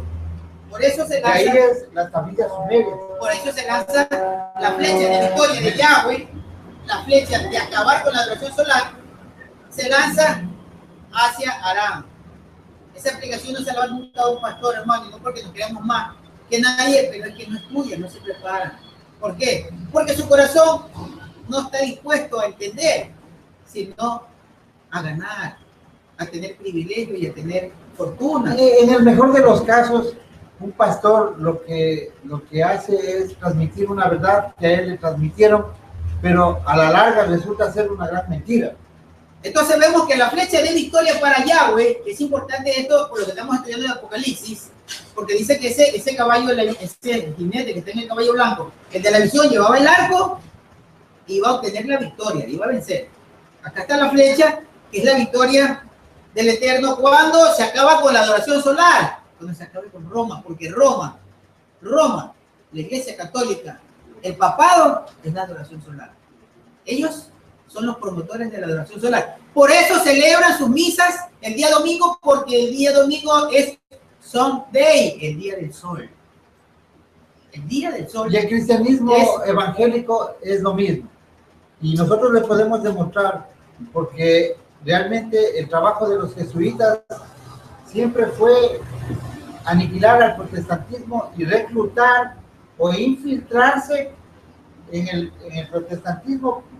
Y básicamente cuando tú tienes un manual o un libro y yo tengo otro manual, pero resulta que los dos son escritos por la misma persona, yo voy a tener la misma tendencia. Claro, es que mire, en el asunto religioso ha ocurrido igual que en la política, igual que en la economía. Vienen las tesis y vienen las antitesis. La Iglesia Católica, el catolicismo era la tesis, pero tenía que surgir una antitesis para poder fraccionar el pensamiento de las personas. Por eso se crea, a través de Martín Lutero, la Iglesia protestante, donde han salido las diversas doctrinas religiosas fuera de la Iglesia Católica, pero que realmente es lo mismo, porque se llevaron la misma Biblia de Martín Lutero, que era la misma Biblia católica, porque Martín Lutero murió católico, se regresó a la Iglesia Católica y murió católico. Lo único que hizo fue abrir la antitesis, que es lo mismo que pasa en el evento político. No negamos que fue un paso para que el pueblo del Eterno también pueda regresar, porque a la final, a raíz de la Revolución Protestante, se empieza a restaurar la oveja perdida de la casa de Israel, porque todo el mundo empieza a leer la Biblia. O sea, algunos, ya no era un mito, solo tenían que ir a las iglesias para que el sermón del cura, y era pecado leer la Biblia. Lo que pasa es que el Eterno, a través de su Ruach, siempre estas cosas, estos eventos del maligno los utiliza para que nosotros podamos abrir nuestro entendimiento. Ahora vayamos al Salmo 45.3, porque ya estamos en el tiempo de terminar. El Salmo 45.3. Y Alejandro, no sé, de pronto Alejandro, si hay alguna pregunta con los hermanos, si algo está inquieto con algo, que nos pregunte. Usted sabe que estamos abiertos al diálogo. Nosotros no somos la última palabra. La última palabra la tiene el Eterno. Nosotros nos podemos equivocar y posiblemente a través de algunos de ustedes nos pueda corregir si nos equivocamos. De siempre es bueno en las inquietudes. Salmos 45.3 dice: ciñe la espada en el muslo. Salmos 45.3: ciñete la espada en el muslo, oh valiente. Ella es tu gala y tu esplendor. Verso 4. Estamos en Salmo 45. Y en tu esplendor avanza triunfante. Cabalga en pro de la verdad, la humildad y la justicia. Y que tu diestra te guíe a grandes hazañas. Verso 5. Tus flechas son agudas, penetrantes en el corazón de los enemigos del rey. Los pueblos caerán a tus pies. Tu trono divino es eterno y para siempre. Cetro de justicia es el cetro de tu reinado. Amas la justicia y odias la maldad. Por eso Elohim, tu Elohim te ha ungido con perfume de fiesta más que a tus compañeros. Entonces, como vemos, relacionamos la flecha con la Torá, que es la justicia, que es la verdad del Eterno y que es la humildad. Dice que triunfante sale ese jinete en el caballo blanco para conquistar el reino del Eterno.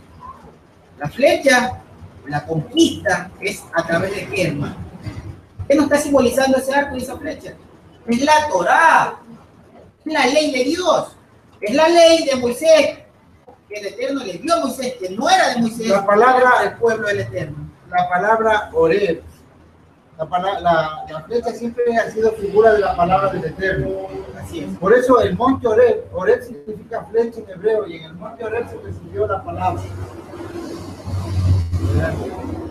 Entonces, ¿cómo ves el jinete que sale en el caballo blanco? ¿Puedo decir algo más? Antes de terminar.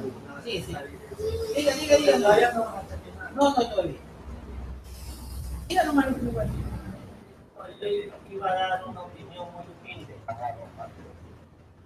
Me he tardado toda una vida en entender y comenzar a leer la Torá. Pienso en la bendición de Dios que me da luz para entender las cosas. Yo veo que la Torá es el libro de mi vida y por donde voy a transitar.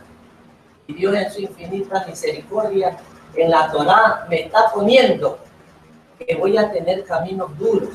Comienza diciéndome de qué simiente soy. Luego después me dice que me van a encadenar, me van a poner en presidio y me da los caminos, las cosas que tengo que hacer para salir. Y después va adentrándose y termina diciéndome que va a terminar con las injusticias de este mundo. Y ahí comienzo a ver que ese llamado, el último tramo, lo que estamos viendo el Apocalipsis, y estamos viendo que Dios nos ha dado durante nuestra vida cosas preciosas, herramientas, como son los salmos, para salirnos de los atolladeros, para poder estar al lado de Él, como simiente de Él. Pero en el Apocalipsis la cosa se nos pone durísima, el entendimiento se ciega. ¿Por qué? Porque ahí Él va a venir a justicia, pero pienso yo que Él no va a venir a arreglar solamente la vida nuestra, de este terreno, como está diciendo Marcelo Espinosa, que los Illuminati, que vienen los platillos, que viene eso. ¿Qué quiere decir? Que hay otras existencias que posiblemente estén también en problemas como nosotros y él va a arreglar todo lo que él hizo. De esta manera, él, como nuestro Yahweh, como nuestro Abba, no nos permite tener todo el conocimiento, porque entonces entraríamos en locura. Él nos da a su medida, a la medida de nosotros hasta dónde podemos avanzar. No dicen, sí, voy a venir y mi unigénito va a poner justicia. Eso es lo que debemos de entender. Pero ¿qué cosas nomás hará nuestro Padre? ¿Quién sabe qué es en su plan lo que tiene? Y nuestro cerebro es tan finito y es tan amoroso que no nos deja entrar ya a esas profundidades donde no podemos con tanto peso. Pero la Torá es el camino de vida mía y de mi destino. Así es, hermano. Ahora, Alejandro quiere decir algo. adelante, Alejandro. Adelante, Alejo.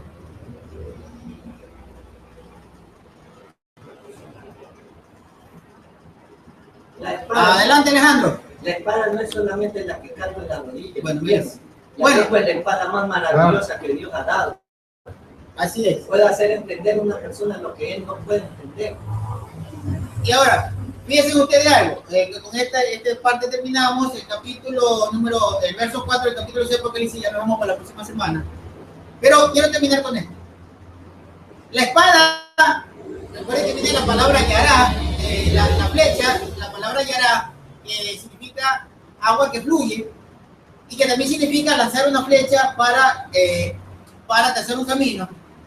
Y Torá tiene, aparte de significar instrucción, también tiene darle al blanco. El que no está en Torá le erró al blanco. Mire que tiene que ver la flecha y tiene que ver el arco y la flecha siempre en la Torá. Ahora, El darle al blanco es la palabra pecado. pecado o maldad. Cuando Pero ustedes, la traducción no le permite entender nada. cuando ustedes traducen la palabra pecado es fallarle al blanco. Cuando ustedes entienden la palabra Torah es darle al blanco. Es el blanco. O sea, pecado es, como dice Juan, primera de Juan 3:4. Todo el que viola la Torah comete pecado porque la violación de la Torah es el pecado. Es el pecado. Ahora, Y lo que dice, en verdad, una hermana nos está escribiendo, y tiene razón, porque nos dice que todo lo que estamos hablando, todo lo que estamos diciendo, es una especulación, pero basada en la investigación con las escrituras. Pero no estamos lejos casi de una verdad, porque se están manifestando ya afuera cosas que van a confundir a los hermanos, y nosotros no podemos quedarnos aquí predicando Mateo 5:17, porque ya sabemos que esa es una mentira, que la autoridad está abolida. Ya sabemos todos los que estamos aquí, necesitamos conocer cómo va a venir el enemigo, porque el enemigo, dice según Yeshua, va a venir disfrazado de él. ¿En qué va a venir? En estas cosas.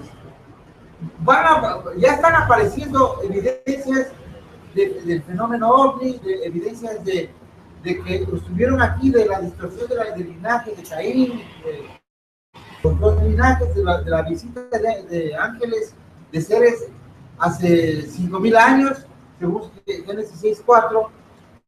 Entonces vemos que se crearon razas que no eran humanas. Existen esqueletos o sametas de gigantes con 6 dedos que no son humanos, son humanoides, pero se salen de la proporción áurea o de la secuencia de Fibonacci, que es el patrón que tenemos matemático en nuestro cuerpo, en nuestras formas, en las formas de la naturaleza. La escala de Fibonacci, pueden investigarlo, que es como el Eterno ha plasmado toda la creación. es el sello del Eterno. Las La forma de galaxias- Fibonacci es el sello Las del Eterno. galaxias se abren en la forma de Fibonacci. La proporción áurea está en nuestros miembros, en todo, en nuestras proporciones, en nuestra cara, y él dice que somos imagen y semejanza de él. Entonces, si tiene algo pensante que no tiene la forma ni las proporciones áureas, eso no es de él. Entonces, nosotros debemos ser diligentes, y estudiar estas cosas, aunque a muchos les choque. Existen muchos hermanos que están predicando muchas cosas que son ciertas, son valederas. Existen ministerios que se han dedicado a enseñar. Nosotros mismos aprendimos de muchos de ellos y nosotros tenemos esta visión del Apocalipsis, que es lo que se le dice a Juan, que es el evangelio que se tiene que predicar y que no se dejen confundir las personas despertadas. Acordémonos que hoy, en este momento, no estamos predicando para el cristianismo. Les voy a decir una razón, con todo respeto, porque los hermanos están en el cristianismo y amamos a nuestros hermanos que están en el cristianismo. No amamos el cristianismo, pero el cristianismo también fue nuestro escalón para llegar acá.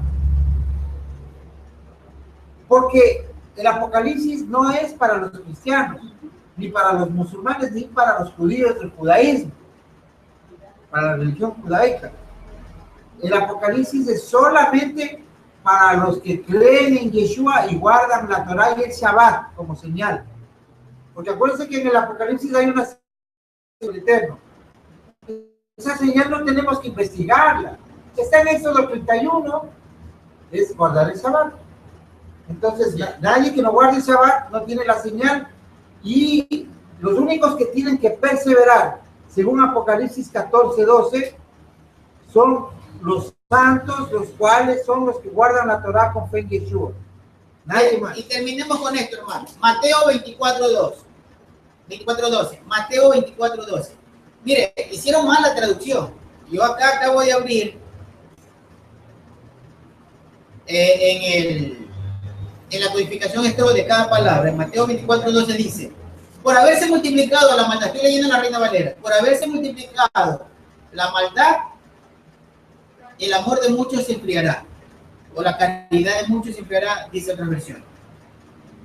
Y la de los testigos de Jehová dice: por haberse multiplicado el desafuero, que es menos entendible, el amor de muchos se enfriará. Pero yo tomo el cursor en este momento y me voy a la palabra maldad o desafuero y me sale la palabra anomia. Me sale la palabra anomía o anomia.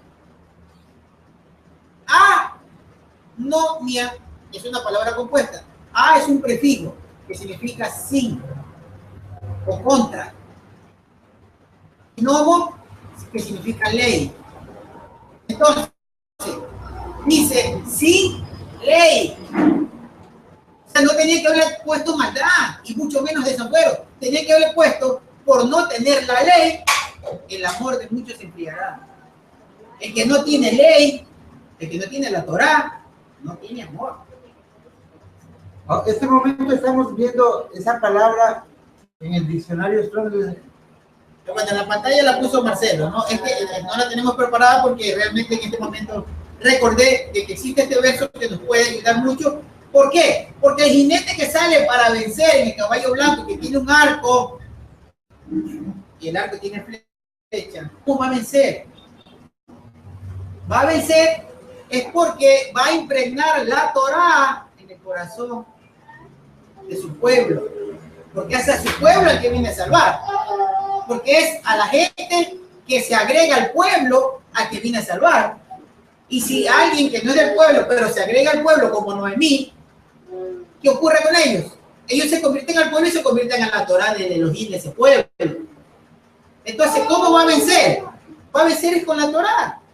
Porque si no, va a seguir el desamor del mundo.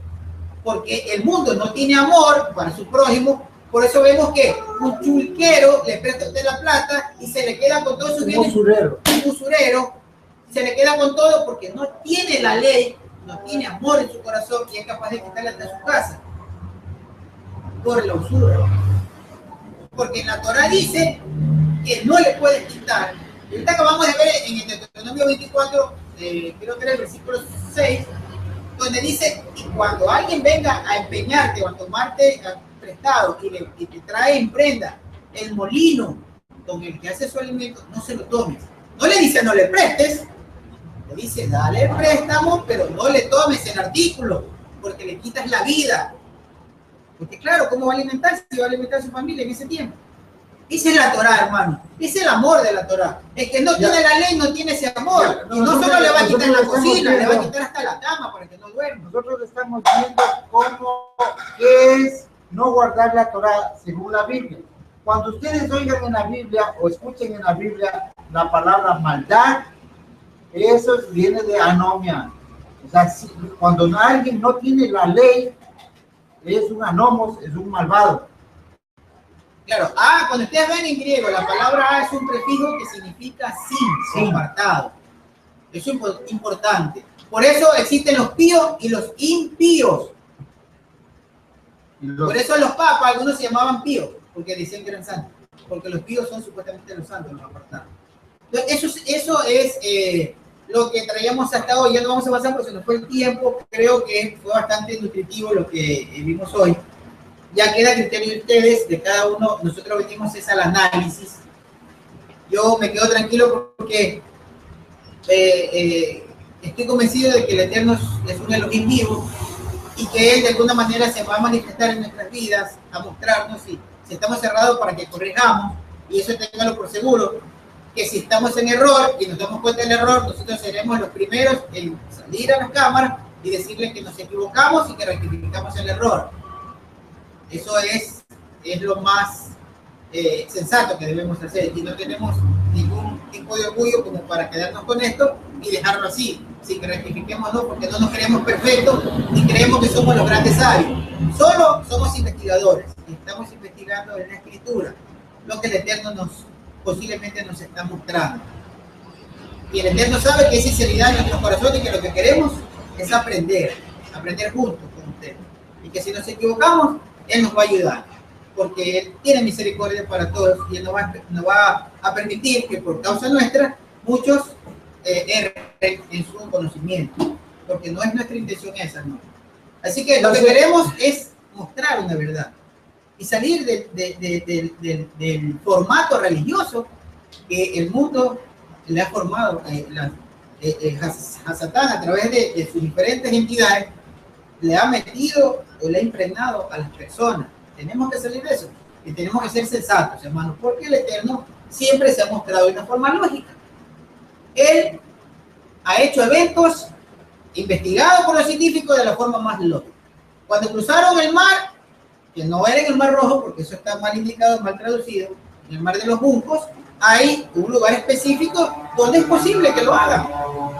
Porque no pueden cruzar el mar en el otro lado. ¿Por qué? Porque hay un declive, una inclinación de muchos metros que luego no se podía subir, hermano. Es imposible, con lodo. ¿Cómo iban a subir el ganado de los niños? Y dice que cruzaron sobre tierra seca, y está anunciado por otro testigo que es Isaías, que dice que ellos, el Elohim de Abraham, Isaac y Jacob, es el que abre senda en el mar.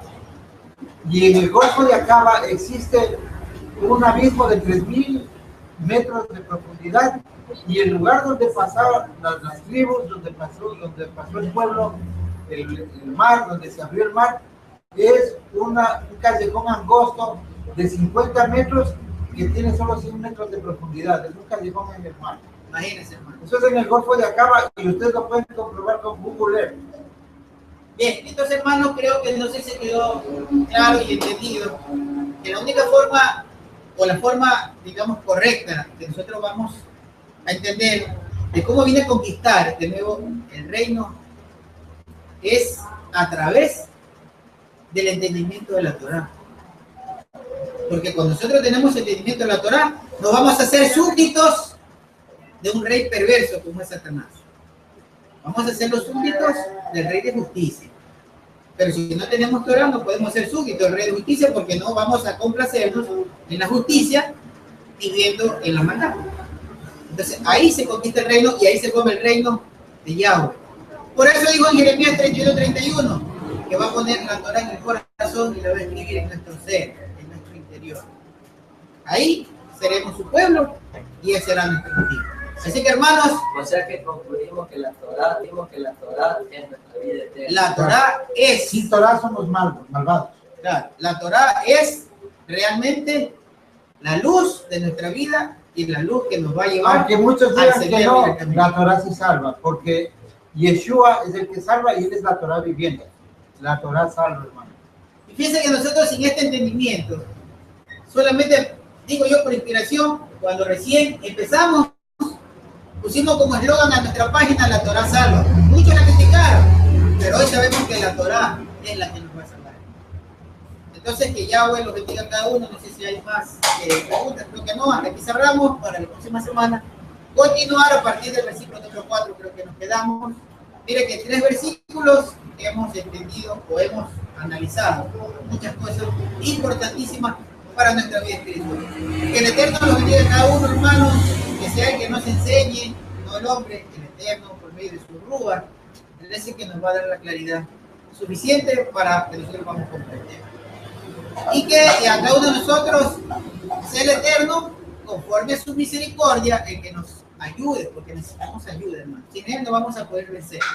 Necesitamos ayuda, tenemos problemas en los hogares, algunos hermanos problemas con los familiares, problemas de salud, muchas deudas de pronto, porque este mundo oprime a nuestro pueblo. Hay muchos conflictos. Solo tenemos que irnos en oración y pedirle al Eterno la ayuda que necesitamos para salir de todo eso. El Eterno nos va a dar esa ayuda, porque todo es de Él. Él dice, la tierra, el oro y todo es mío. No piensen que el que lo tiene, a Él le pertenece. No, hermano. Mire, el Eterno puede despojar a alguien, sin que usted le vaya a robar, porque eso no podemos hacer. Pero el Eterno sí puede despojar a alguien para dárselo a usted. Así que tengan confianza en que el Eterno nos va a solucionar, nos va a ayudar, va a ser un escudo para nosotros y va a ser nuestra ayuda. Porque mirando a lo alto solo del cielo podemos recibir la ayuda y la ayuda viene de nuestro Padre bendito. Que el Eterno los guarde y los bendiga a todos ustedes. Shabbat Shalom. Shabbat Shalom.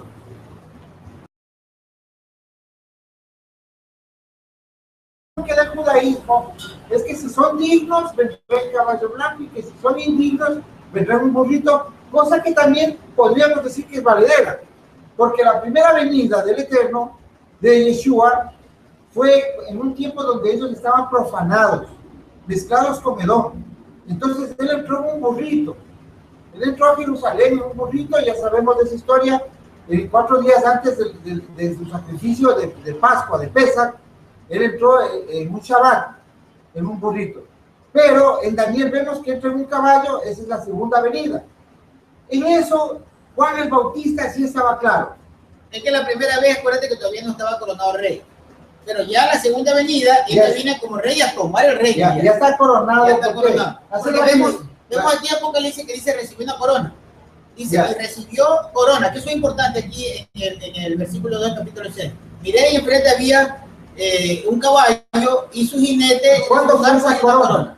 Esa corona le fue dada a la casa de Judá el día del sacrificio. Es la corona de espinas.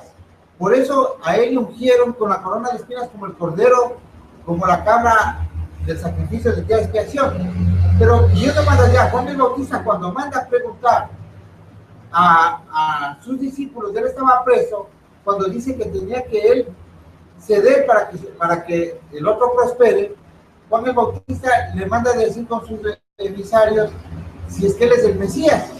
Pero la gente no entiende, en el cristianismo no se comprende la base de su pregunta, porque cualquiera se imagina que el Mesías anda campante en Jerusalén. No, Juan el Bautista tenía el conocimiento de los diseños de que el Mesías tenía que venir 2 veces. ¿Por qué? Porque en los rollos del Mar Muerto aparece Isaías 61, donde Yeshua dice que viene la primera vez en los rollos del Mar Muerto, dice a vengar a los enlutados, a dar vista a los ciegos, los cojos andarán y los sordos escucharán. En voz, la palabra vete. Capítulo 2 dice, y miré, y allí enfrente de mí había un caballo blanco. Su jinete tenía un arco y le fue dada una corona. Y salió cabalgando como un conquistador para conquistar. La Reina Valera creo que dice como un vencedor para vencer. Para conquistar. Versículo 3. Cuando rompió el segundo sello, oí al segundo ser viviente decir vete. Antes de que vayamos a la apertura del segundo sello, analicemos que aquí, en este primer sello, hay tres elementos que sería bueno que lo estudiemos, que lo analicemos a profundidad. Tenemos tres elementos, que es un caballo, un jinete y un arco, con los cuales dice que este jinete sale para conquistar. ¿Qué es lo que nosotros vamos a ver o que analizamos en este momento? Es que llega el tiempo, llega el momento de la reconquista o la conquista del reino que formó, que fundó nuestro Padre bendito, nuestro Creador, cuando hizo su creación y puso a Adán en la tierra, en el Edén. Porque recordemos que se le dijo a Adán que él se va a señorear, que él va a reinar sobre esa creación. Pero ese reino le fue arrebatado.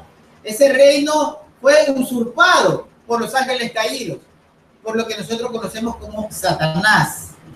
Fue usurpado ese reino y entonces debía de haber un ser capaz de conquistar ese reino, capaz de recuperar. Esa era la causa de que se dice que Juan estaba llorando, porque no había quien sea capaz de quitarle ese reino. Juan lloraba por la maldad. Claro, de arrebatar la corona no había quien pueda recuperar esto. Ahora, vamos a hacer un recuento también. ¿Qué es un sello?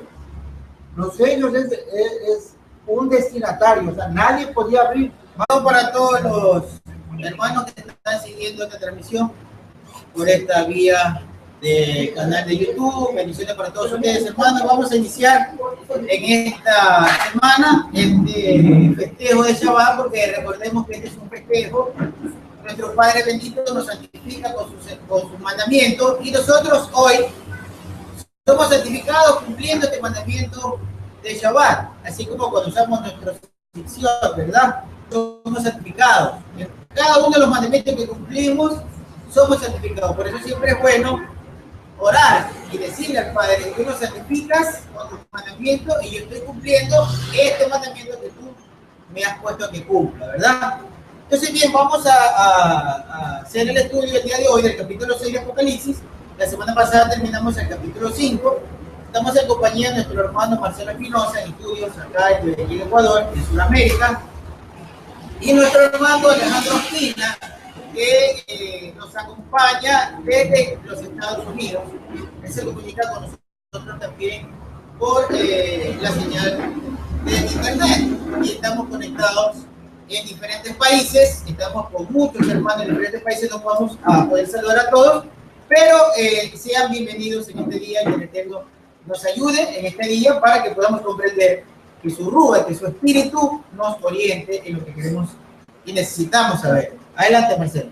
Shabbat Shalom a los hermanos, buenos días. Esta vez vamos a ser cortos, vamos a tratar de hacer los programas un poco más cortos, que duren aproximadamente una hora.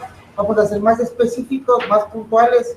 Ya vemos que muchos hermanos tienen muchas inquietudes y vamos a tratar de ir dilucidando todas esas inquietudes de los últimos tiempos mientras estamos tocando el tema del libro de Apocalipsis. No olvidemos que Apocalipsis es el quinto evangelio, ya es los eventos futuros. Mateo, Marcos, Lucas, Juan son la primera venida, son paralelos a la primera venida. Todos estamos conscientes que el destinatario, el enviado, el Hijo del Eterno, solo él podía romper el sello cuando el rey pone un sello, y si es que el mensajero rompía el sello, tenía que morir. Solo el destinatario tenía que abrir el cerrojo, el sello. Otra cosa, nosotros vemos que viene un caballo blanco. Acuérdense que eso para nosotros, desde la perspectiva cristiana que venimos, es importante que sepamos que existen dos Mesías. El judaísmo es en lo que se estrella, se choca y no puede comprender. Existen dos Mesías, que es el mismo en sí, pero existen dos instancias. Nosotros ya sabemos por las fiestas del Eterno. El primero es el caballo blanco, que viene según la visión de Daniel, porque Daniel mira el Apocalipsis, y por eso sabemos que el Eterno le da la visión a Juan ¿Y por qué sabemos que la visión es perfecta? Porque tiene un testigo más para formar los dos testigos. La visión de Apocalipsis es paralela con el otro testimonio que da del Apocalipsis Daniel.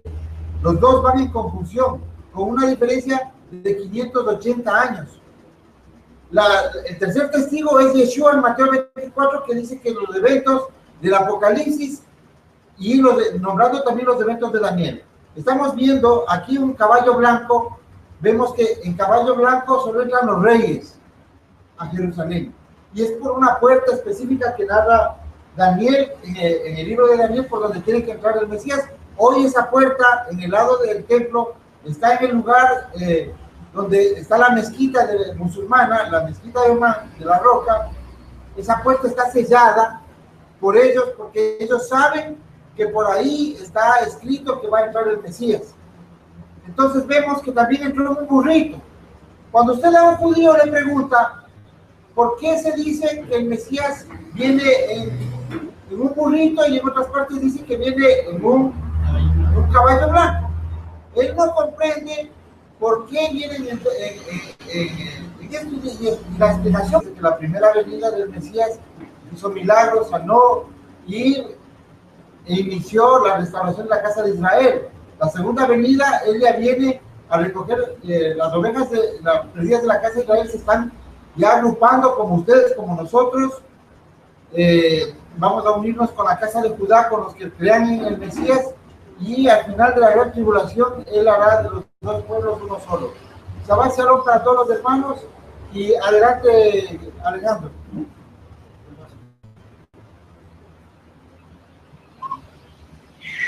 Bueno, Shabbat Shalom para todas las personas. Adelante, Alejandro. Del mundo. Bueno, sí, me parece fabuloso lo de los temas, de tratarlos haciendo una hora y siendo un poco más específicos, pues por respeto también de muchos hermanos, ¿no?, que están acompañándonos en el Shabbat, y sabemos que pues en este día quieren pues compartir también con sus familias. Yo pienso, Marcelo, que el tema es maravilloso, así que pues no perdamos más tiempo y adelante, comencemos con el tema. Bien, vamos a entonces abrir nuestro texto bíblico y entremos en la materia. Entremos en nuestro texto bíblico. Vayamos al capítulo número 6 de Apocalipsis. Apocalipsis, capítulo número 6, dice: y vi cuando el Cordero rompió el primero de los 7 sellos. Nosotros habíamos visto en el capítulo anterior que Juan lloraba, Yohanan, ¿verdad? Estaba triste y lloraba porque nadie era capaz, o nadie estaba en el nivel espiritual para que sea digno de abrir el rollo que tenía 7 sellos. Eso dice en el capítulo 5 de Apocalipsis. Acá dice ya en el primer verso del capítulo 6: y vi al Cordero, y vi cuando el Cordero rompió el primero de los 7 sellos, y oí a uno de los 4 seres vivientes decir, como en voz de trueno: vete. Uno de los seres vivientes de los que analizamos en el capítulo anterior, dice que le anuncia